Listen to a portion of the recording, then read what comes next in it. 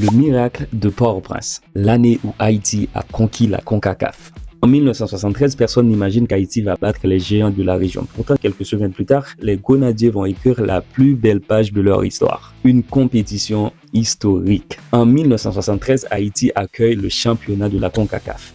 À l'époque, cette compétition sert de tournoi qualificatif pour la Coupe du Monde 1974. Le défi est immense. Face aux Grenadiers se dressent les plus grandes nations du football régional. Le Mexique, le Guatemala, le Honduras et Trinité et Tobago. Peu d'observateurs croient aux chances d'Haïti. Mais une chose joue en faveur des hommes d'Antoine Dacy. Tout un peuple derrière eux. Le peuple pousse les Grenadiers. Match après match, Haïti impressionne. Les Grenadiers jouent avec intensité, discipline et confiance. Dans les tribunes du stade Sylvio XIV, l'ambiance est électrique. Chaque victoire rapproche le pays d'un rêve que beaucoup pensent inaccessible. Port-au-Prince vit au rythme du football. Les rues se remplissent de supporters. La nation entière retient son souffle. Haïti termine en tête du tournoi. Les Grenadiers deviennent champions de la CONCACAF.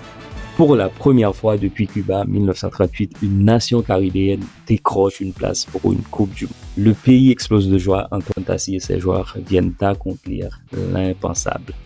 Mais le plus difficile reste à venir. En Allemagne de l'Ouest, Haïti va affronter l'Italie, l'Argentine et la Pologne. Et un certain Emmanuel Sanon va entrer dans la légende du football haïtien.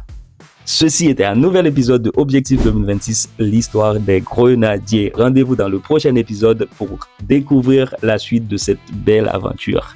Grenadiers, à l'assaut!